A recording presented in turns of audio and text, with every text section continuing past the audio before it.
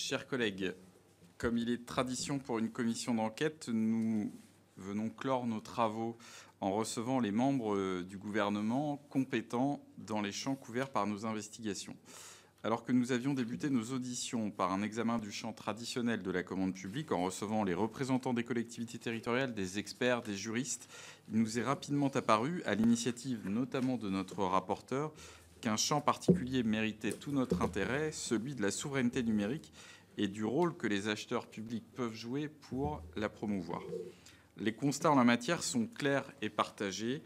Une dépendance subie ou entretenue à l'égard d'opérateurs extra-européens soumis à des législations extraterritoriales et une mauvaise appréhension des risques associés à ces dernières, malgré une doctrine claire en la matière. Si une prise de conscience a eu lieu au plus haut niveau, comme l'illustre l'article 31 de la loi dite SREN du 21 mai 2024, il reste encore à traduire ces orientations en actes, en particulier en ce qui concerne la plateforme des données de santé dite PDS. Nous recevons donc Madame Clara Chapaz, ministre déléguée chargée de l'intelligence artificielle et du numérique, pour échanger avec nous sur ce sujet. Je vous informe, Madame la Ministre, que cette audition sera diffusée en direct sur le site du Sénat et fera l'objet d'un compte-rendu publié. Je vous rappelle également qu'un faux témoignage devant notre commission d'enquête sera passible des peines prévues aux articles 434-13, 434-14 et 434-15 du Code pénal, soit 75 000 € d'amende et jusqu'à 5 ans d'emprisonnement, voire 7 ans en fonction des circonstances. Je vous invite donc à prêter serment de dire toute la vérité, rien que la vérité. Veuillez s'il vous plaît lever la main droite, appuyer sur le bouton de votre micro et dire « Je le jure ». Je le jure. Je vous remercie. Madame la Ministre, les travaux de notre commission d'enquête ont permis de mettre en lumière les contradictions de la politique menée par l'État ces dernières années pour faire progresser la souveraineté numérique française et européenne. D'un côté, une grande conscience du risque, semble-t-il, et un haut niveau d'expertise au sein de structures comme l'Agence nationale de la sécurité des systèmes d'information, l'ANSSI, dont nous avons reçu le représentant responsable actuel et son prédécesseur, ou la direction interministérielle du numérique, la DINUM, que nous avons également auditionné. De l'autre, des acheteurs publics, ministériels, hospitaliers ou dans les collectivités qui, faute d'incitation suffisante ou parfois de compréhension du risque encouru, perpétuent des situations de dépendance à l'égard d'opérateurs qui ne peuvent garantir la sécurité des données qu'ils hébergent. Partagez-vous ce constat? Comment envisagez-vous d'y remédier? Et par sécurité, nous entendons également la question de la soumission aux législations extraterritoriales. Notre commission d'enquête s'est penchée sur la situation de la plateforme des données de santé, dont nous déplorons que l'hébergement soit assuré depuis sa création par Microsoft Azure, alors que cette occasion aurait permis d'encourager le développement et la structuration d'une offre française d'hébergement souverain, capable, dès cette époque, au regard des auditions que nous avons pu conduire, de rivaliser avec la concurrence internationale, même si le ministre Cédric O, que nous avons reçu juste avant vous, ne partageait pas cette opinion. Quelles sont les perspectives en la matière, alors que la migration vers une solution qualifiée SecNumCloud est maintenant obligatoire en application de l'article 31 de la loi dite SREN? Donc, quelles sont les perspectives? L'échéance de publication du décret d'application de cet article, je le dis en l'absence de notre collègue Catherine Morin-Desailly, mais qui est très impliquée sur ce sujet. Quel regard portez-vous sur la maturité de la filière française de l'informatique en nuage, du cloud de confiance pour remplir cette mission? De manière plus générale, les startups regrettent d'être assez largement défavorisées dans les procédures de la commande publique qui seraient plutôt tournées vers les acteurs établis et les grandes entreprises. Quelles sont les initiatives que le gouvernement a prises ou compte prendre pour y remédier? Enfin, le cadre juridique de la commande publique va être amené à évoluer prochainement avec la révision des directives européennes engagées par la Commission. Nous avons eu l'occasion de nous rendre à Bruxelles avec monsieur le rapporteur et notre collègue Lauriane Josande le 12 mai dernier. Nous avons eu confirmation que l'agenda de la Commission prévoyait une proposition législative a priori pour la fin de l'année 2026. Dans ce cadre, le gouvernement compte-t-il défendre un renforcement des exigences en matière de souveraineté numérique et l'affirmation que nous appelons de nos voeux d'une préférence européenne sur ce sujet comme sur tous les autres relatifs à la commande publique? Je vous laisse, Madame la Ministre, maintenant la parole pour un propos liminaire d'une dizaine de minutes. Ensuite, Monsieur le rapporteur vous interrogera, tout comme les membres de notre commission d'enquête, que je remercie une nouvelle fois pour leur présence. Monsieur le Président, je vous remercie, Monsieur le rapporteur, Mesdames et Messieurs les sénatrices et sénateurs. Je vous remercie pour cette invitation. Votre commission d'enquête sur les coûts et les modalités effectives de la commande publique et la mesure de leur effet d'entraînement sur l'économie française s'empare d'un sujet crucial. Crucial, non seulement en raison du poids économique considérable de la commande publique, 170 milliards par an, mais aussi parce qu'elle constitue aujourd'hui un levier stratégique au service de nos grandes priorités économiques, sociales, technologiquiques. Je m'attacherai particulièrement dans ce propos liminaire à présenter la vision et les actions que je porte dans le cadre des missions qui sont les miennes au sein du gouvernement, c'est-à-dire, comme vous l'avez justement dit, en matière de politique de développement du numérique en France. J'espère que ce propos permettra d'apporter des premiers éclairages à votre réflexion et ensuite je ne manquerai pas bien sûr de répondre aux questions qui pourraient subsister. À titre liminaire, je me permets de rappeler que la politique de la commande publique est pilotée par le ministre de l'Économie, des Finances et de la Souveraineté industrielle et numérique, tandis que les achats de l'État relèvent plus particulièrement de ma collègue ministre chargée des comptes publics, Amélie de Montchalin. L'autorité sur la DINUM, que je sais vous avez aussi auditionné, est quant à elle exercée conjointement par le Premier ministre et le ministre de la Fonction publique et de la Simplification. Je partage avec vous une conviction forte qui, je crois, s'est reflétée dans les travaux de votre commission que vous avez menés jusqu'ici. La manière dont nous achetons nos solutions numériques, dont nous gérons nos données, dont nous assurons notre cybersécurité et dont nous ouvrons nos marchés est déterminante en matière de souveraineté numérique. Mais cette politique peut aussi constituer un outil de soutien à nos acteurs innovants, notamment aux PME innovantes et aux start-up. C'est pourquoi nous avons appelé encore récemment, à l'occasion du sommet pour l'action sur l'intelligence artificielle de février, à se saisir collectivement de l'outil de la commande publique, comme privée d'ailleurs, au bénéfice de notre compétitivité. Je débuterai mon propos en insistant sur une première nécessité, celle de protéger nos données sensibles, vous l'avez souligné. Aujourd'hui, le numérique prend une place prépondérante dans de nombreux aspects de notre quotidien et de nos services publics. Administration, opérateurs de l'État, collectivités ont été engagés à s'appuyer sur des infrastructures numériques dans un objectif de gain de temps, de réduction des coûts pour les finances publiques et surtout de fluidité pour les usagers. Il faut se réjouir que ces évolutions il faut se réjouir de ces évolutions qui permettent de mieux répondre de manière plus efficace aux attentes des Français. Les bénéfices attachés à un usage renforcé du numérique ne doivent néanmoins pas nous exonérer d'une vigilance accrue aux nouveaux risques et dépendances qu'il fait émerger. En matière de protection des données sensibles, le gouvernement a établi une ligne claire en articulant la doctrine cloud au centre avec la nécessité de mieux protéger nos données sensibles. D'une part, cette doctrine cloud au centre oriente les services publics vers un usage accru du cloud pour moderniser et rationaliser nos infrastructures numériques. D'autre part, cette évolution est encadrée par une exigence renforcée de sécurité, notamment pour les données sensibles, en s'appuyant sur des solutions qualifiées SecNum Cloud, certification délivrée par l'ANSSI. Je crois que vous avez auditionné son directeur. Aussi, seules les offres qualifiées SecNum Cloud ou les hébergements internalisés et hébergements interministériels peuvent héberger des données sensibles de l'État, qui sont celles qui doivent mobiliser une attention toute particulière. Je me permets d'insister sur ce point. Les données exploitées ne présentent pas toutes le même degré de sensibilité. Le niveau d'exigence requis pour leur gestion doit donc être adapté à l'aune de ce critère. Avec mes collègues Amélie de Montchalin et Laurent Marcangeli, nous avons jugé nécessaire, en avril dernier, de rappeler cette doctrine en matière d'hébergement de données aux administrations. L'objectif est de vérifier que le niveau de sécurité atteint est suffisant en fonction du niveau de sensibilité des données. En effet, vous l'avez rappelé, l'article 31 de la loi du 21 mai 2024 visant à sécuriser et réguler l'espace numérique précise le champ des données présentant une sensibilité particulière et prévoit en particulier que ces données sensibles, hébergés par des opérateurs privés, doivent être protégés contre tout risque d'accès non autorisé par des acteurs étrangers. Aussi, les ministères doivent s'assurer que les hébergements et applications, en particulier les solutions collaboratives, bureautiques, messagerie, les solutions d'intelligence artificielle, utilisées pour le traitement des données sont conformes à ces exigences de protection, notamment lorsque ces dernières présentent une sensibilité particulière. C'est un pas supplémentaire pour éviter que les achats par défaut, parfois mal encadrés ou non conformes aux exigences de cybersécurité, mais aussi pour orienter l'achat public vers des solutions maîtrisées, sécurisées et conformes à nos priorités de souveraineté. Il requerra un engagement accru de la DINUM à l'avenir pour opérer ce contrôle. Aujourd'hui, plusieurs fournisseurs sont d'ores et déjà labellisés SecNum Cloud, CGDIM, Cloud Temple, Index Éducation détenu par DocaPost, ODrive, Outscale, OVH ou alors Worldline. Les offres Bleu et Sens, 2 projets français de cloud de confiance en partenariat avec des hyperscalers américains, ont également enclenché le processus de labellisation SecNumCloud. Il s'agit pour le premier d'une coentreprise entre Capgemini et Orange en partenariat avec Microsoft et pour le second d'une filiale de Thales en partenariat avec Google. Le deuxième point que je souhaite aborder concerne notre souveraineté technologique et la nécessité de regagner en autonomie. Au-delà de la question de la sécurisation des données, il n'est plus possible d'ignorer les dépendances critiques que nous avons développées dans plusieurs segments clés du numérique, services d'hébergement de données, systèmes d'exploitation, logiciels de gestion ou encore composants stratégiques.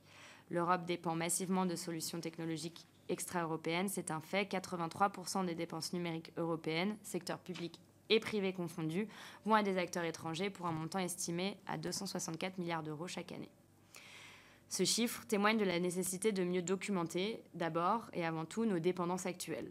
C'est dans cette optique que j'ai lancé la création d'un observatoire de la souveraineté numérique en cours de préfiguration par le Conseil général de l'économie. Cet outil doit nous permettre de mesurer précisément nos dépendances technologiques sur les chaînes de valeur, de cartographier les risques, d'évaluer les marges de manœuvre. Son objectif est de tracer une trajectoire de réduction de nos dépendances à moyen terme par secteur, par type d'infrastructure. Ce travail de transparence est indispensable pour éclairer les décisions publiques et privées. Une fois nos vulnérabilités identifiées, nous devons soutenir l'offre nationale et européenne. La commande, publique comme privée, constitue un levier essentiel pour orienter nos choix, soutenir des solutions européennes ou nationales solides et crédibles.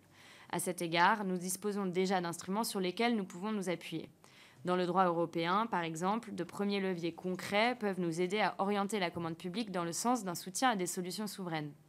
Il est possible de fixer des exigences en matière de localisation de données, d'intégrer des critères environnementaux ambitieux ou encore d'imposer des normes de sécurité élevées dès lors que ces exigences présentent un lien avec l'objet du marché et sont proportionnées à l'objectif poursuivi. C'est l'orientation que nous avons adoptée, par exemple avec SecNumCloud dont je vous parlais tout à l'heure, pour l'hébergement des données sensibles ou encore à travers les stratégies d'achat ciblées que nous avons élaborées dans des secteurs prioritaires comme le matériel informatique reconditionné ou les bornes de recharge électrique. Mais force est de constater que nous devons aller plus loin. C'est pourquoi, au niveau européen, la France défend une position ambitieuse dans le cadre de la révision en cours des directives dont vous avez parlé relatives à la commande publique. Nous y portons plusieurs priorités structurantes.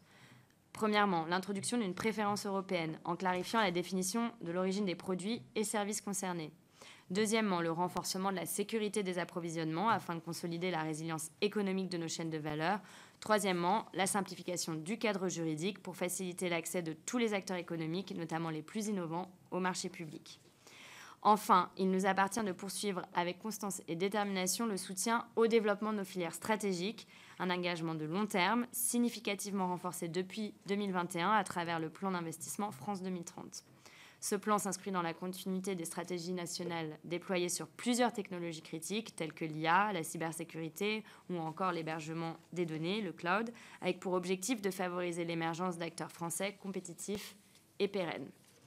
À ce titre, tout récemment, un appel à projet dédié au cloud vise à accompagner le référencement d'une offre souveraine de services sur le territoire national, en particulier dans le domaine du cloud de confiance et des services de cloud au service de l'IA, a été lancé. C'est également dans cette dynamique de structuration, de consolidation de nos filières que s'inscrit la signature du contrat stratégique de filière pour la souveraineté numérique, conclu avec mes collègues, les ministres Philippe Baptiste et Marc Ferracci, il y a de cela quelques semaines. Cet engagement collectif incarne notre ambition partagée de bâtir une trajectoire résolument tournée vers l'indépendance technologique de notre pays. Troisièmement, mon troisième point porte sur le défi majeur que représente l'accès à la commande publique pour nos startups et PME innovantes, vous l'avez souligné. En 2024, seulement 2% des dépenses d'achat de l'État sont consacrées aux startups. Bien que ce chiffre ait progressé de 0,6 points par rapport à 2023, il reste insuffisant. Je tiens à rappeler que plusieurs grandes entreprises du numérique à l'échelle mondiale ont pu se développer dès leur début puis tout au long de leur croissance grâce à un appui structurant de la commande publique dans leur pays. Ce soutien leur a permis de prendre rapidement une avance significative, de conquérir de nombreux marchés jusqu'à l'international. Comment expliquer ce faible accès ? Aujourd'hui encore, malgré la dématérialisation des procédures, les dispositifs d'achat restent souvent inaccessibles aux petites structures. La marche reste haute pour des entreprises dont les moyens sont par nature limités, sont complexes, longs, consommateurs en ressources humaines favorise de fait les grands groupes déjà bien établis. C'est d'ailleurs dans cet esprit que j'avais travaillé, et cela a été lancé il y a quelques semaines aussi, avec la mission French Tech sur un plan Je choisis la French Tech dont l'un des piliers est la formation des entreprises innovantes à la commande publique. Pourtant, nos startups françaises sont prêtes. Je pense évidemment à Mistral, spécialisée dans les modèles d'IA générative. Elle incarne une ambition européenne de souveraineté technologique en développant des alternatives aux géants américains de l'IA. Les exemples sont nombreux. Je pense aussi à Jumondi, société experte en recherche juridique assistée par une intelligence artificielle. Toutes ces entreprises illustrent la capacité de notre écosystème technologique à proposer des solutions performantes, compétitives dans des domaines stratégiques comme la cybersécurité, l'IA, le cloud, l'analyse de données, les logiciels métiers. Nous devons donc faciliter l'accès à la commande publique pour ces entreprises. Je vous rejoins. Concrètement, cela passe par la mise en place d'un cadre réglementaire stable, simple, prévisible, notamment via plusieurs mesures du projet de loi de simplification de la vie économique que je soutiens, telles que le relèvement durable des seuils de passation simplifiés, par exemple à 143 000 € pour les achats innovants, aujourd'hui c'est 100 000 €, tel qu'ajouté par amendement du gouvernement lors de l'examen du texte à l'Assemblée nationale. Cela m'apparaît nécessaire. La possibilité aussi de réserver jusqu'à 15% des lots des marchés publics d'innovation aux jeunes entreprises innovantes. Je souhaite que ces mesures soient préservées dans la suite des débats. Elles sont importantes pour notre écosystème. Le soutien accru aussi aux expérimentations, comme les partenariats d'innovation, avec pour exemple Proxima, qui a été fait par le ministère de la Défense, qui reste encore aujourd'hui trop peu utilisés, mais peuvent être des vrais leviers. Et le renforcement des dispositifs de sourcing, de formation, comme je le disais tout à l'heure, à l'image de l'initiative Je choisis la French Tech, que j'avais lancée alors directrice de la mission French Tech, et je porte toujours dans mon action, pour favoriser une meilleure compréhension, une meilleure connaissance mutuelle entre start-up et acheteurs publics. Il ne s'agit pas de créer des marchés de niche réservés aux start-up, mais bien d'intégrer l'innovation dans le fonctionnement quotidien de l'administration. Enfin, je souhaite insister sur un principe fondamental. Notre souveraineté numérique ne doit pas se traduire par une méfiance excessive, ni par l'idée que nous devons systématiquement développer toutes nos solutions numériques en interne. De nombreuses solutions conformes à nos exigences sont déjà disponibles, y compris dans le cloud, pour répondre à votre question, sur le marché. Il est essentiel d'en tirer pleinement parti. Lorsqu'une solution commerciale présente des performances, des coûts, une adaptabilité et maintenance équivalents, il est préférable, à mon sens, de privilégier la contractualisation avec cette solution plutôt que de concevoir une solution interne à l'État qui pourra s'avérer plus coûteuse, moins efficace à long terme. Notre priorité à la souveraineté doit, en toute hypothèse, être conciliée avec la nécessaire maîtrise de nos finances publiques. Il en va de soi.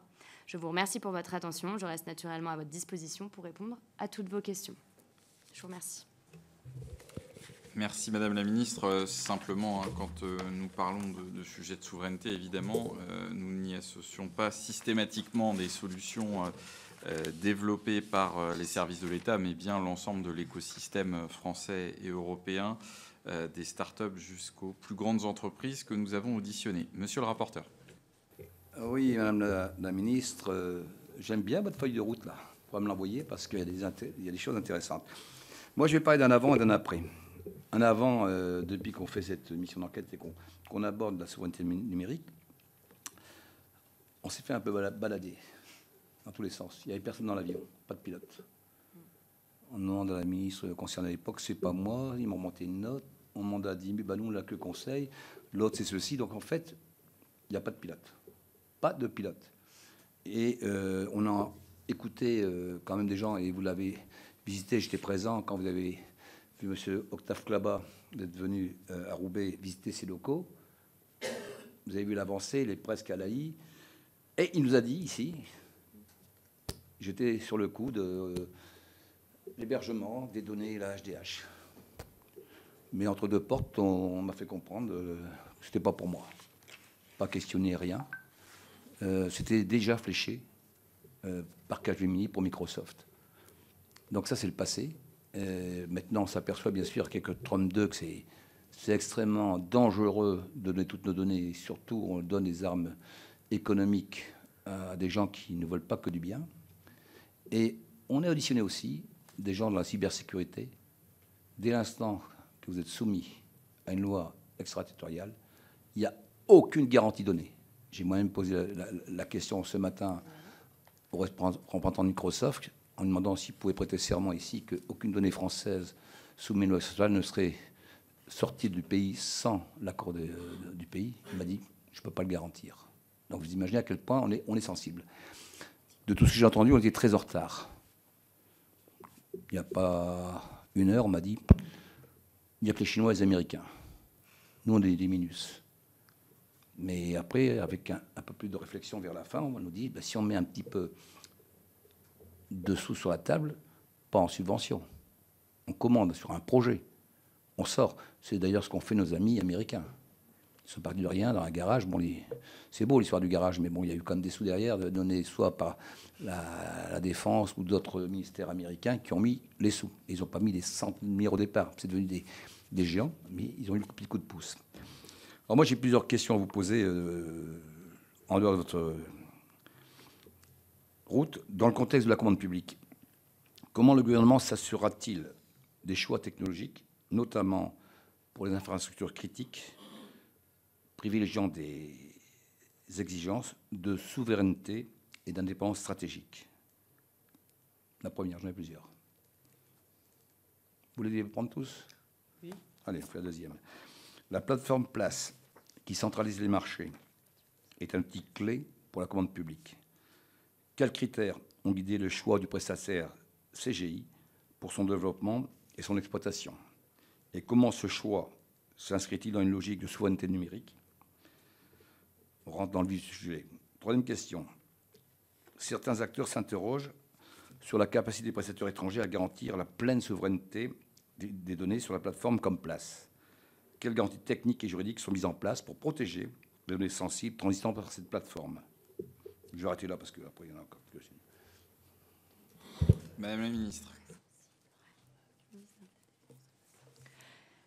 Alors, déjà, avant de répondre aux deux questions qui sont les vôtres, je voudrais revenir sur ce que vous avez dit sur l'extraterritorialité. C'est bien pour ça qu'on a développé la certification SecNumCloud. Et je tiens à le redire, je sais que vous avez déjà auditionné les personnes en charge, notamment l'ANSSI qui donne sa certification, mais la certification SecNumCloud nous assure la protection des données.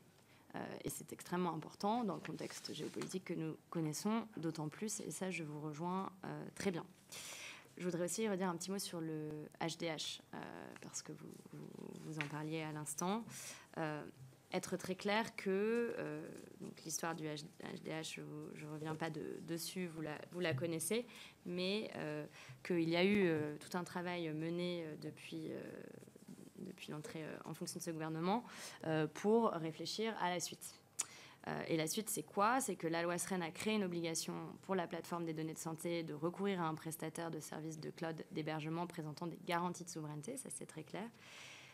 De rappeler que dans la situation actuelle, il n'y a pas aujourd'hui de copie complète des données de l'assurance maladie sur le HDH, mais ce qui n'est pas satisfaisant parce que du coup, on ne peut pas l'utiliser comme on voudrait, et que c'est simplement pour des projets spécifiques et sous validation de la CNIL que certaines données de santé ont pu être transférées au HDH. Et ces données doivent ensuite être à nouveau transférées sur de l'ultra sécurisé souverain en application de la loi SREN.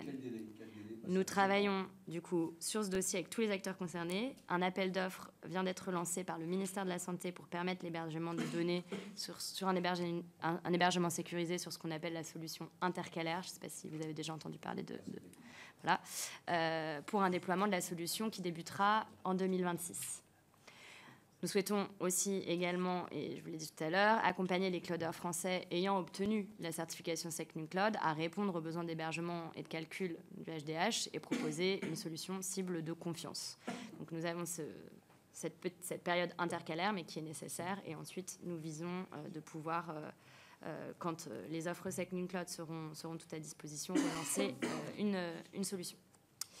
Donc le dossier en est à ce stade-là afin de veiller à la protection des données personnelles et des données de santé et pouvoir tirer tout le bénéfice, encore une fois, de ce projet qui est un projet qui peut être formidable pour l'innovation. Sur la question de la souveraineté, comment est-ce qu'on fera ou comment est-ce qu'on fait et qu'on fera nos choix? Comme je le disais tout à l'heure, il y a plusieurs choses qui rentrent en compte. Il y a la question de la souveraineté des données. Et donc là, je crois que la doctrine est très claire.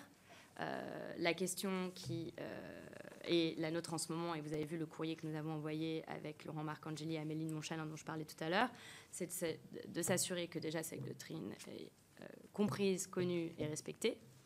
Et dans le cadre du décret que nous sommes en train de rédiger, la DINUM a un rendez-vous avec la CNIL cette semaine sur cette question-là, de voir et de préciser les contours de Cloud au centre via ce décret dans les plus brefs délais, sans s'interdire de réfléchir à la bonne conformité et la bonne mise en application et du rôle renforcé de la DINUM que l'on mentionne dans ce courrier pour s'assurer du respect de cette doctrine. C'est absolument important. Ça l'était quand la doctrine a été circularisée par la Première ministre il y a quelques années. Ça l'est encore plus dans le contexte actuel. Je vous rejoins sur ce point-là. Et nous y serons très attentifs. Sur la question du reste des technologies, est-ce que la question qui se pose, donc, c'est déjà, comme je le rappelais tout à l'heure, de comprendre nos vulnérabilités, de comprendre sur chacune des briques de la chaîne de valeur où est-ce que nous sommes le plus dépendants aujourd'hui d'un point de vue technologique et puis ensuite d'un point de vue des achats et de la commande publique sur l'utilisation de ces technologies en interne. C'est un travail que nous avons lancé. Le CGE préfigure cette mission à l'heure où nous nous parlons afin de pouvoir orienter de façon beaucoup plus précise notre action. C'est un travail qui est aussi mené par la direction des achats de l'État. Ils nous en ont parlé, je crois, dans leur audition, de cartographier les achats aujourd'hui afin de pouvoir mieux piloter et mieux comprendre ces dépendances et ces vulnérabilités. Mais la question de la souveraineté numérique, ce n'est pas seulement la question de la sécurisation des données. Et je crois que c'est cette question et qui, du coup, nous amène, dans ce que je disais dans mon propos liminaire, sur les outils ensuite qui sont à notre portée, et notamment comment mieux mobiliser la commande publique pour diminuer nos vulnérabilités, qui nous occupe. Et donc, pour ce faire, dans les mesures les plus immédiates, je vous en ai parlé, dans le projet de loi de simplification, il y a des choses qui me semblent importantes pour pouvoir s'assurer qu'on peut mobiliser au maximum des outils qui sont aujourd'hui à notre portée la commande publique pour réduire nos vulnérabilités et pour travailler avec les acteurs de la technologie. Mais surtout, ce sur quoi nous sommes absolument à la tâche, c'est au niveau européen de pouvoir porter, comme nous le faisons, cette dynamique de préférence européenne dans le numérique afin d'avoir plus de marge de manœuvre pour, une fois qu'on les a bien comprises, réduire ces dépendances.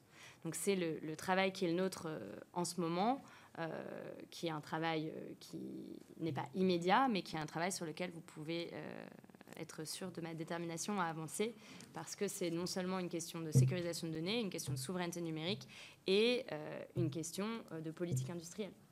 Parce que vous l'avez justement rappelé, quand les startups peuvent avoir accès au marché, c'est comme ça aussi qu'ils peuvent se déployer. C'était l'exemple que vous donniez tout à l'heure avec HDH. Je n'oublie pas la question sur la plateforme Place. Alors, je sais, c'est un tout petit peu long, mais parce que on a beaucoup travaillé cette question et je pense que c'est important de comprendre toutes les briques pour répondre précisément à la question de la souveraineté des données et des risques qu'il peut y avoir sur Place.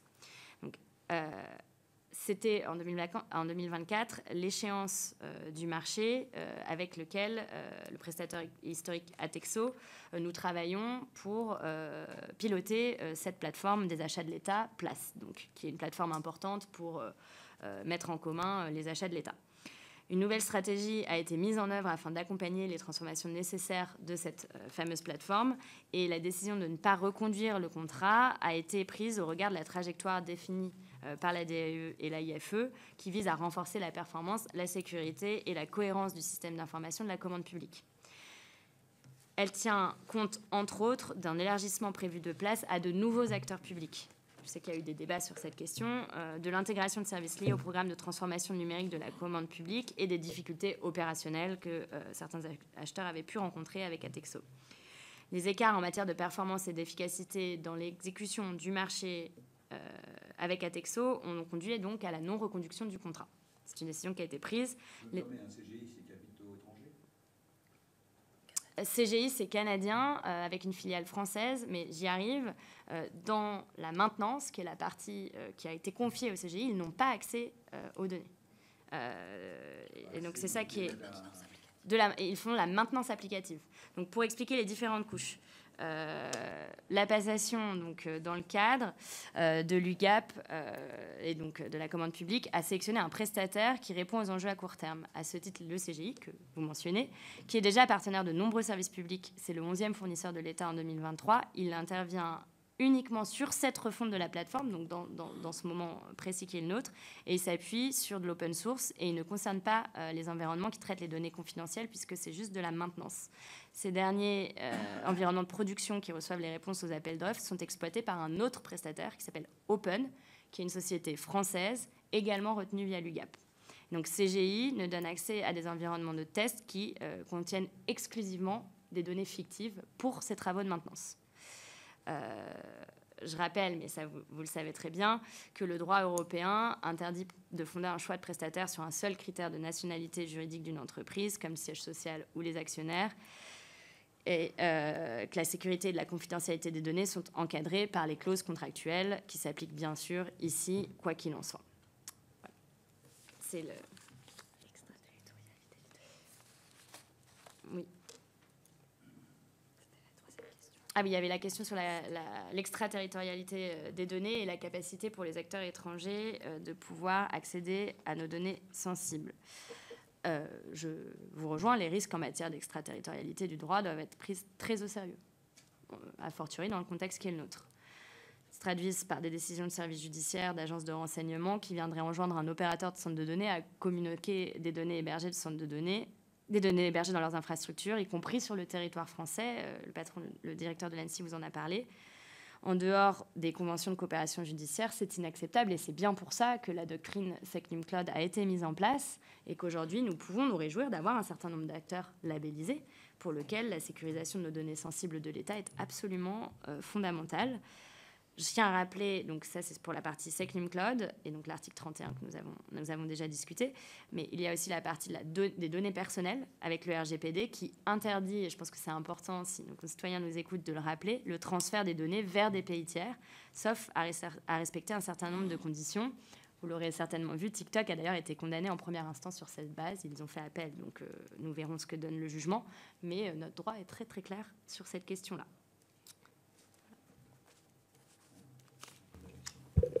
Merci, Madame la Ministre. Monsieur le rapporteur. Oui, je vais reparler du récent contrat cadre signé par le ministère de l'Éducation nationale avec Microsoft, d'un montant potentiel de 74 à 152 millions d'euros. Ça a suscité beaucoup de débats. Comment ce choix a-t-il été justifié, puisqu'on parle maintenant de souveraineté, et quelles mesures sont prévues pour réduire la dépendance aux solutions non européennes?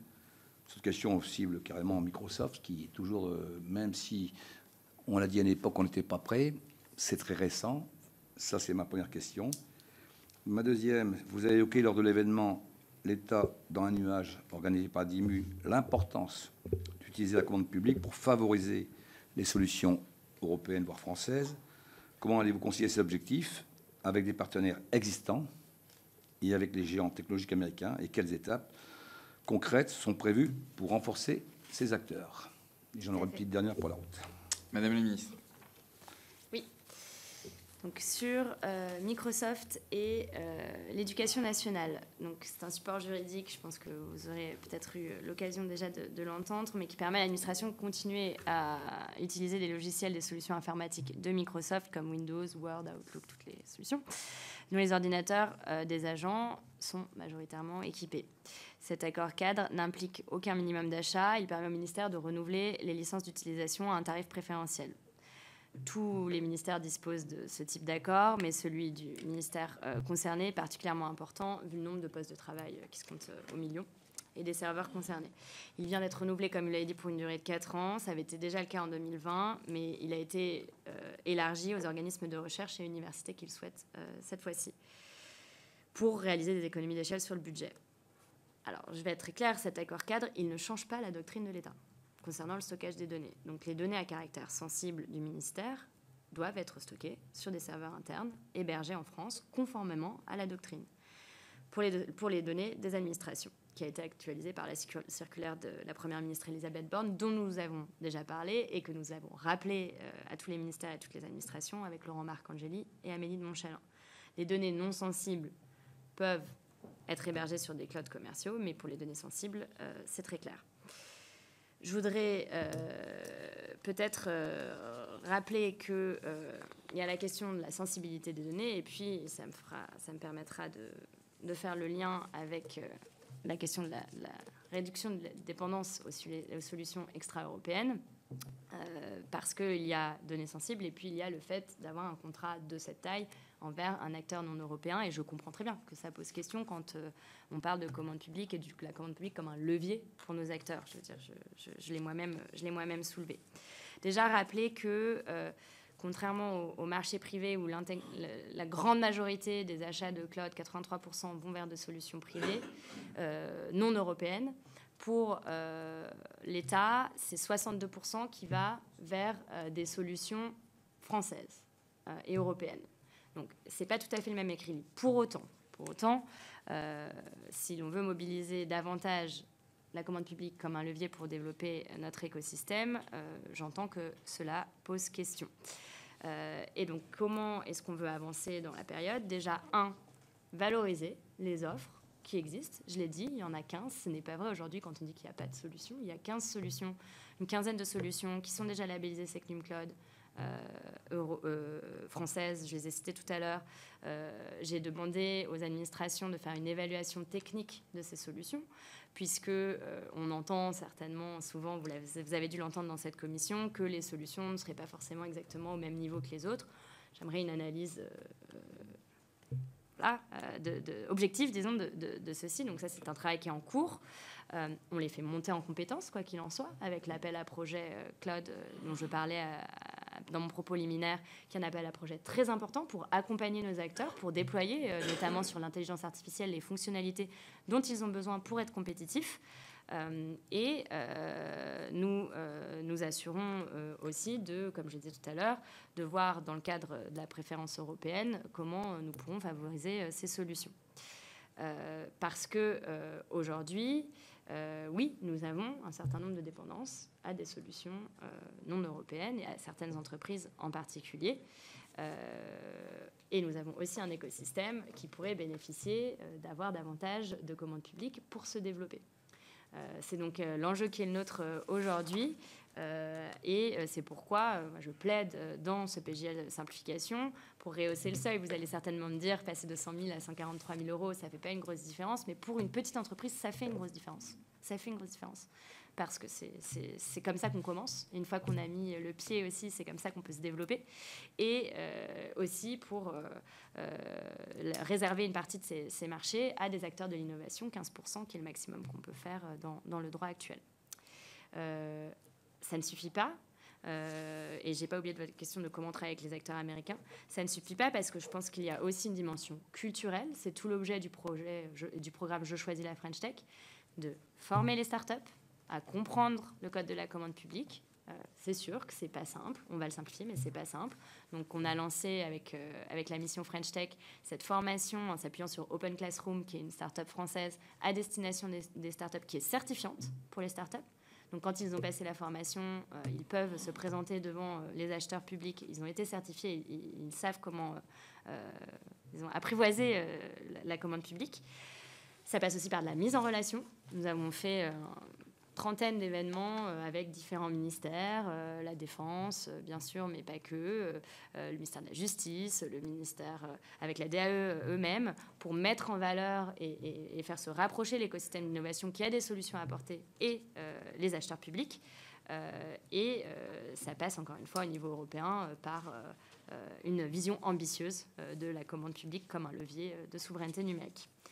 Pour la question des acteurs américains, je l'ai dit dans mon propos liminaire, on a 2 projets en ce moment, Sens et Bleu, qui sont des projets de partenariat. Et je pense que c'est une bonne chose parce que la souveraineté numérique, pour moi, c'est pas fermer les portes et faire tout en franco-français ou en franco-européen, mais c'est par contre être très clair sur nos demandes et nos exigences. Et Secnum Cloud pour les données sensibles, c'est une exigence qui est très claire, qui est dans la loi. C'est une exigence française particulière. Ça me permettra aussi de répondre à une des premières questions que vous avez, que nous avons toujours portée au niveau européen et que je continue à porter. Pour ceux d'entre vous qui ont entendu parler du projet EUCS, c'est de porter cette certification Secnum Cloud au niveau européen. Pourquoi ? Parce que pour nos acteurs, c'est beaucoup plus porteur de développer des fonctionnalités de confiance s'ils peuvent ensuite aller les vendre dans toute l'Europe et pas seulement en France. Donc ça, c'est un point très important sur lequel je continue à être très mobilisée et je crois que l'intégralité de mes homologues le savent. Mais si des acteurs américains ou d'autres nationalités veulent développer des offres et investir, Google a investi 1 milliard d'euros, il me semble, sur, il faudra vérifier le chiffre, mais je crois que c'est ça, sur le développement de leur offre, qui est certifiée Secnum Cloud et qui permet à nos entreprises, Thales qui est en partenariat, Orange, de pouvoir avoir des offres aussi à proposer en partenariat. C'est une bonne chose parce qu'encore une fois, on n'est pas fermé, on veut juste ne pas être dépendant. Et c'est la même logique que l'on porte, par exemple, sur l'IA aujourd'hui, quand nous travaillons avec les Émirats arabes unis, avec la BPI, avec Mistral et avec NVIDIA pour poser les pierres d'un premier campus IA. C'est attirer des capitaux, mais au service de notre écosystème, au service de Mistral, au service des chercheurs qui auront accès à la capacité de calcul, au service des entrepreneurs qui pourront s'entraîner sur ces centres de calcul et pas simplement pour développer ou acheter des solutions extra-européennes. Et ma dernière question sera en prospective. Des informations circulent, et vous en avez peut-être un peu parlé, concernant une possible commande de 120 millions d'euros par la DINUM auprès de grands cabinets de conseil tels que Capgemini, McKinsey, pour accompagner la rédaction du cahier des charges en vue de développer des solutions souveraines. Pouvez-vous confirmer ou infirmer cette information et, le cas échéant, nous éclairer sur les objectifs de cette démarche? Ça déborde directement d'une rumeur, mais le recours à des cabinets de conseil internationaux pour des projets stratégiques soulève parfois des questions de cohérence avec les objectifs de souveraineté. Quels critères de DIMU applique-t-elle pour sélectionner ses partenaires, surtout dans le cahier des charges qui, bien souvent, oriente après le choix. Et bien souvent, on a un choix qui est unique. Merci. Madame la ministre. Alors, de façon très transparente, je ne suis pas au courant dans le détail, donc je ne veux pas vous dire de bêtises. Donc, je vais reboucler avec la DINUM pour comprendre si ce marché montant très conséquent est en effet quelque chose en cours, et si oui, en effet, comment est-ce qu'ils comptent sélectionner les prestataires. Et je leur demanderai, moi je vous répondrai et je leur demanderai. Avant la fin de la semaine, s'il vous plaît. Oui, bien sûr. Important, c'est ça dans les ministères, mais vous leur avez posé la question aussi lors de l'audition? C'est des rumeurs pour l'instant. Ok, on tâchera de vous apporter une réponse. Une rumeur, il y a souvent un peu de pouvoir. Okay. Monsieur Jean-Luc Ruel. Quelques petites questions. C'est surtout sur le rôle qui tourne plutôt sur le rôle d'incubateur de start-up rendu possible par la French Tech, qui est un véritable, très bel outil. Alors aujourd'hui, le taux de transformation des start-up qui ont été formés par l'Académie en matière de fournisseurs publics. Après, bon, je vous les descends rapidement, parce que combien de marchés UGAP ont été effectivement attribués à des start-up depuis leur ouverture en 2024?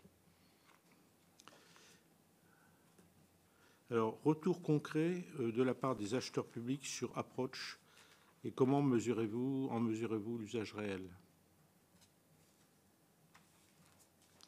Quelles démarches restent aujourd'hui les plus bloquantes pour une start-up souhaitant candidater à un marché public? Et avez-vous en perspective des mesures de simplification? Voilà. Madame la ministre. Oui, je vous remercie. Je n'aurai pas toutes les réponses, mais pareil, je tâcherai de les obtenir avant la fin de la semaine et de revenir vers vous. Sur la question de l'académie et de quel est le taux de transformation, qui est un très bon indicateur d'ailleurs. C'est un peu tôt pour le dire, parce qu'on a lancé ce programme en février de mémoire, mais je ne veux pas vous dire de bêtises, mais je crois que c'est ça. Le temps passe un peu vite. Et donc, on embarque les startups dans le programme, mais pour l'instant, on n'est pas encore en mesure de... Je pense qu'il faut attendre au moins 12 mois pour la fin du programme et ensuite voir dans quelle mesure ils arrivent à transformer. Mais on suivra ça, bien sûr, de très près et on pourra vous faire passer les éléments ultérieurement. Sur l'UGAP, je ne sais pas vous répondre précisément en nombre de contrats. Nous allons regarder, mais comme je le disais dans mon propos liminaire, aujourd'hui, la commande publique vers les startups, c'est 2,4%.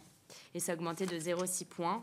Donc, c'est relativement limité. Avec Je choisis la French Tech, nous nous étions fixés, c'est 2%, pardon.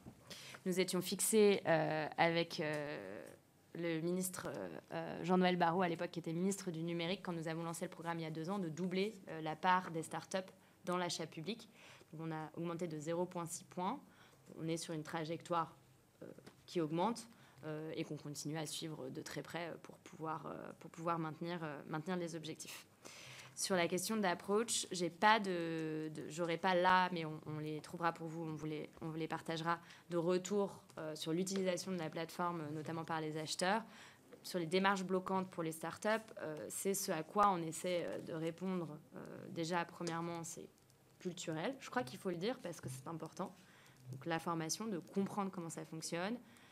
Et ensuite, il y a des choses assez documentées sur les processus qui sont très longs, en fait, pour la vie d'une start-up. En fait, quelques mois, quand on est dans une situation où on n'a pas encore de rentabilité pour un grand nombre de petites entreprises, ça peut être très long. Et donc, s'engager et dédier de la ressource sur un processus comme celui-là, c'est sûr que c'est un frein.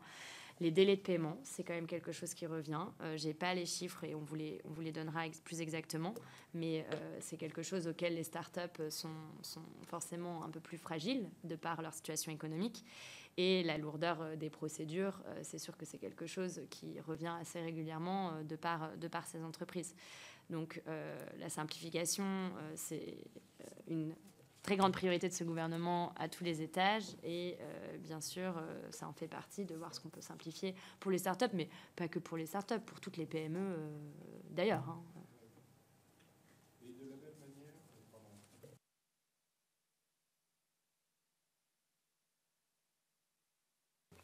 de la même manière, quand une start-up ou une PME a obtenu une commande publique, hein, donc on sait que c'est pas facile, c'est un aboutissement, etc. Est-ce que vous avez un mode de suivi pour voir ce qui se passe après 12 mois, 24 mois, pour voir ça explose peut-être, hein. Donc,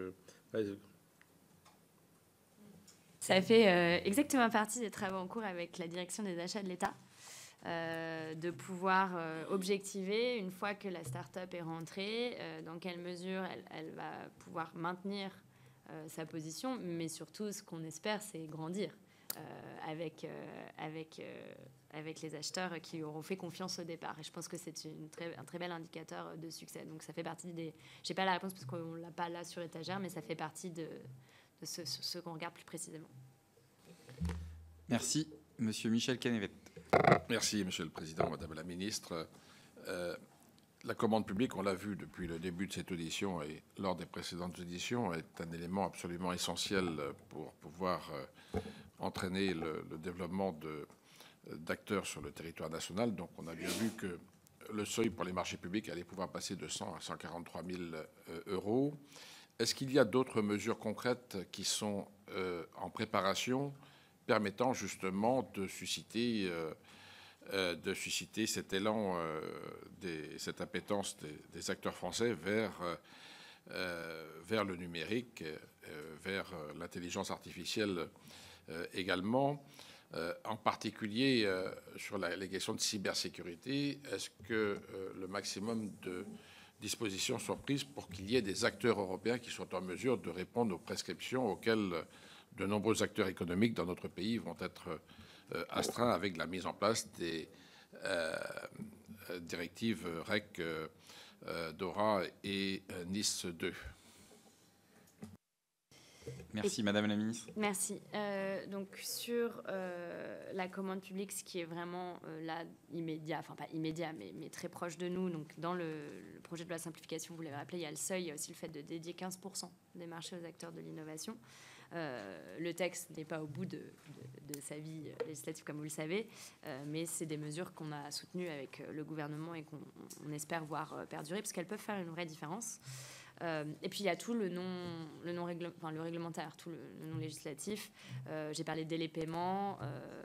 Le ministère de l'économie aujourd'hui a la tâche pour revoir qu'est-ce qu'on pourrait implémenter pour faciliter l'accès à la commande publique, et notamment sur ces questions précises de délai de paiement. Il y a des travaux en cours en ce moment au sein du ministère. Sur la question de la cybersécurité, c'est une question à laquelle, vous savez, je suis attachée parce qu'avec Nice 2, DORA et REC et le projet de loi Résilience, nous avons l'opportunité, en effet, de mobiliser nos acteurs pour cette question dont nous parlions, de s'assurer que ça peut aider les acteurs à monter en puissance parce que, de fait, des marchés vont s'ouvrir. Et d'ailleurs, c'est vrai pour la commande publique, mais c'est vrai aussi pour la commande privée. Sur tous les sujets dont on parle, mais en particulier pour Nice 2, parce que sur les 15 000 entités, la grande majorité d'entre elles sont des entités privées. Dans les règles de la commande publique, je les ai énoncées. Il y a un travail européen qui va prendre un peu de temps, mais que l'on mène. Au-delà de ce travail-là, j'ai mis beaucoup de poids politique pour mobiliser les administrations, mobiliser tous nos réseaux, les DRETS, les missions French Tech, partout sur le territoire, afin de faire des événements de mise en relation. J'étais à Lille, au campus cyber. En plus, on a ce réseau de campus cyber qui nous permet de pouvoir avoir un appui local pour organiser ces événements de mise en relation, mais de mise en relation afin de pouvoir mobiliser l'écosystème pour qu'il, déjà se saisisse de l'opportunité et deux, qu'il tire parti de ce projet de loi. Parce qu'il n'y a pas à rougir, en fait, du fait que c'est une opportunité commerciale pour nos entreprises.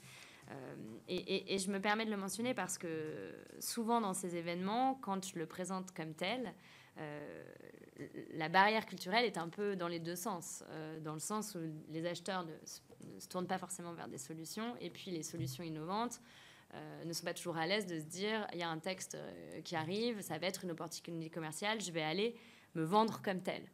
Donc ces événements-là sont importants pour assumer l'opportunité et mettre en relation les acteurs pour tâcher de faire tout ce qu'on peut pour pouvoir pousser nos acteurs français et européens dans le cadre du projet de loi. On a aussi demandé une revue de l'UGAP pour s'assurer que tous les acteurs et les startups innovantes qui ont des solutions pertinentes dans le cadre de ce projet de loi soient bien référencés. C'est quelque chose qui est en cours pour pouvoir aussi utiliser ce levier-là.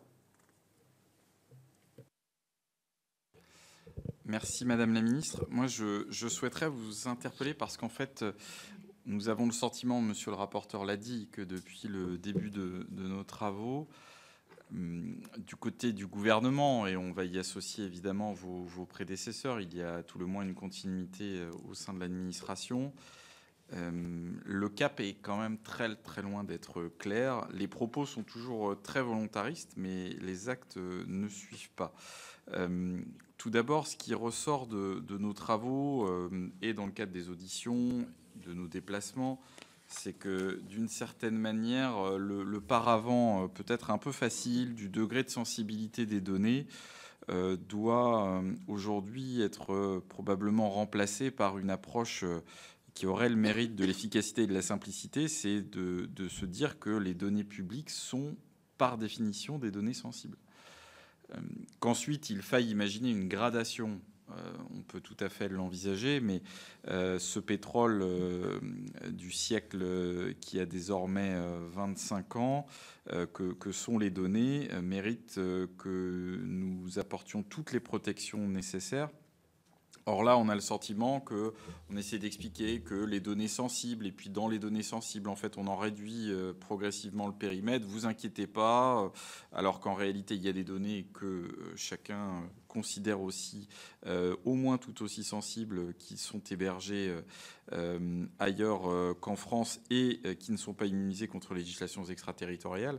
Encore une fois, il faut se rappeler, si ça n'a pas bougé, mais que les données de la plateforme des données de santé sont hébergées à Amsterdam, que sur la législation extraterritoriale, alors certains essayent de nous expliquer qu'il n'y a pas de risque. La réalité, nous avons eu confirmation ce matin avec Microsoft, c'est que c'était sans doute pas le cas.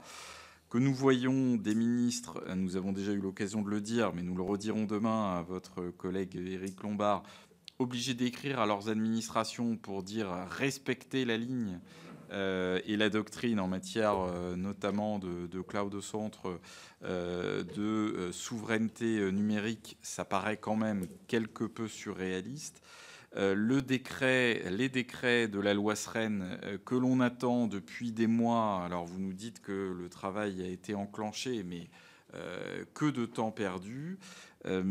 S'agissant de la réversibilité et de la migration des données de la PDS, depuis 2020, le gouvernement nous explique que le nécessaire sera fait dans les meilleurs délais. En 2020, on nous disait 2 ans. Il y a encore là quelques mois, à chaque fois, ça allait être fait immédiatement. Enfin, au total, ça fait plus de 7 ans que cela dure. Et là, nous avons eu connaissance d'une note qui date du 24 octobre 2023 à l'initiative de la plateforme des données de santé, qui est adressée au comité relatif à l'intelligence artificielle. Et je vais citer un extrait de cette note qui, dans les recommandations, dit ceci: exiger du gouvernement une position constructive, claire et de long terme concernant les exigences de souveraineté. Il s'agirait d'une part d'assumer de manière réaliste et pragmatique l'autorisation de l'utilisation de solutions étrangères afin de ne pas mettre en péril notre capacité d'innovation. Alors moi je vous avoue que les propos, et j'ai cru comprendre que ça faisait au moins autant réagir les collègues, mais sont de nature à en interpeller plus d'un. D'autre part, il est nécessaire, 2 points, soit de réellement mobiliser des moyens financiers compatibles avec la montée en compétence des acteurs du cloud souverain, soit de reconnaître que la souveraineté ne pourra pas être atteinte sur toute la chaîne de valeur et d'en tirer les conséquences. Donc là, on voit bien, c'est une position qui a le mérite de la clarté, qu'en réalité, c'est bien un défaut de volonté politique, de moyens mis sur la table pour atteindre ces objectifs. Et quand je reprends vos propos, Madame la Ministre, là qui sont tout récents, 19 mai 2025, vous avez participé au grand débat de la souveraineté sur la souveraineté numérique. Vous dites, et là je peux tout à fait souscrire à vos propos, la souveraineté numérique, c'est avoir le choix. Et vous ajoutez, alors sur le fait d'avoir le choix, nous sommes tout à fait d'accord et nous regrettons que ce choix n'ait pas pu être accompagné, effectivement soutenu par la commande publique depuis 2019. Et vous ajoutez, cela doit bien sûr être un choix économique rationnel. Et là, je vous avoue qu'à nouveau, il y a quelques questions qui se posent. Donc, est-ce que vous pourriez nous dire, les yeux dans les yeux, parce que nous arrivons au terme de cette audition, mais quelle est l'ambition du gouvernement? Parce qu'on va nous parler de l'instabilité gouvernementale, mais vous êtes en poste depuis maintenant plusieurs mois, et chacun, en tout cas, dont parmi vos prédécesseurs revendique une forme de continuité, mais quelle est la ligne, le cap poursuivi par le gouvernement auquel vous appartenez, celui et ceux qui ont pu vous précéder? Quand vous avez connaissance de cette note, est-ce que votre administration ou vos prédécesseurs ont pu réagir, qu'on y voit enfin plus clair et que vraiment, je pense que c'est un appel que nous lançons ici et nos préconisations le traduiront également, que les actes soient en cohérence avec les discours. Parce que, et là, ce n'est pas pour nous, sénateurs, c'est à travers nous, les opérateurs économiques, qui s'interrogent sur le fait de voir un État, une puissance publique, pour le moins pédaler dans la semoule. Je vous remercie. La volonté politique, elle est absolument forte. Et je sais que quand vous voyez le courrier, ça vous pose question. J'espère que ça vous montre aussi que c'est une volonté qui est partagée et que, avec mes collègues avec qui nous avons signé ce courrier, nous avons bien l'intention et la bonne volonté politique de s'assurer que nous respectons la loi qui est la nôtre et la circulaire de la Première ministre. Oui, mais ça traduit quand même le fait que l'administration, a priori, n'a pas du tout intégré des dispositions qui ne sont pas récentes. Donc là, dans le pilotage, il y a quand même un sujet. Et en tout cas, de ce que je peux vous dire pour la responsabilité que les miennes, la volonté politique, elle est entière. Et j'assume peut-être qu'elle est un peu différente de celle des ministres du numérique précédents, parce que le contexte lui-même a changé aussi. Et le contexte est une opportunité pour nous permettre de réaffirmer, de renforcer cette question de la souveraineté numérique, parce que les conséquences qui peut-être pouvaient être un peu moins palpables il y a quelques années, aujourd'hui sont très réelles. Et les risques sont très réels. Pour ma part, vous parliez des données sensibles publiques. J'ai demandé à l'administration, j'ai posé ce type de questions moi-même. Dans la doctrine SecNumCloud, nous sommes, disons, au maximum de ce que nous pouvions pousser pour rester dans le cadre des règles de l'OMC. C'est le constat. Il est là. Mais je me suis posé cette question et j'ai passé beaucoup de temps pour voir si nous pouvions aller plus loin. C'est pour ça que le premier combat qui est le mien avec cette volonté politique, c'est de s'assurer qu'on respecte déjà ce qu'on a écrit. Deux, de s'assurer qu'on met en route des dossiers qui ont pu être un peu longs et douloureux. Le HDH, aujourd'hui, l'appel pour une solution intercalaire est lancé. C'est en cours. Les décrets dont vous parlez, j'en ai aussi fait une priorité. Il y a une réunion cette semaine, dont je vous parlais tout à l'heure, qui est en cours et nous allons tout faire pour que cela accélère. L'AAP pour soutenir les offres de cloud. Simplement, là, l'horizon de publication des décrets le plus vite possible, une fois qu'on aura fait toutes les réunions qu'il faut faire. Mais on revient vers vous plus précisément avec les autres réponses. L'AAP Cloud, qui a été un AAP un peu compliqué à sortir, nous l'avons sorti dans le contexte budgétaire actuel. C'est une priorité pour moi qu'on puisse maintenir du budget sur la montée en compétences de nos offres cloud. Il est sorti il y a maintenant quelques semaines et les dossiers sont en train d'être déposés. Mais surtout, je crois que ce qui est vraiment intéressant, en tout cas moi ce que je trouve enthousiasmant dans la période actuelle, comme je disais, c'est que le contexte géopolitique nous aide à avoir une voie qui avait peut-être été un peu esselée, je pense qu'il faut se le dire, au niveau européen. Quand nous poussions EUCS, je sais que j'ai beaucoup de collègues qui ont été assez seuls au niveau européen. Il y a eu des changements de pied, de l'Allemagne notamment.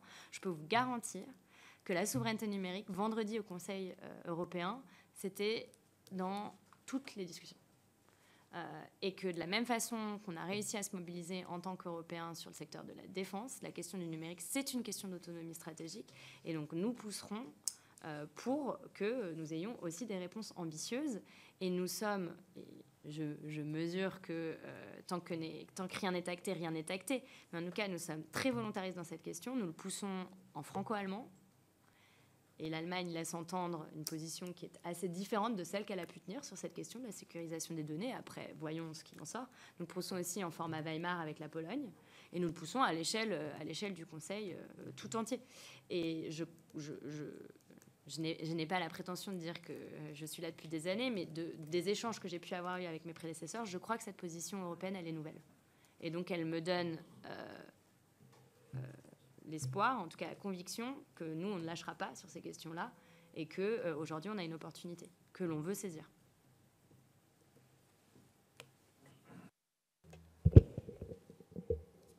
Chers collègues, écoutez, merci Madame la Ministre. Donc, nous attendons de votre part les compléments et de façon assez impérative avant la fin de cette semaine pour que nous puissions intégrer tout cela dans le rapport qui sera rendu public le 1er juillet prochain.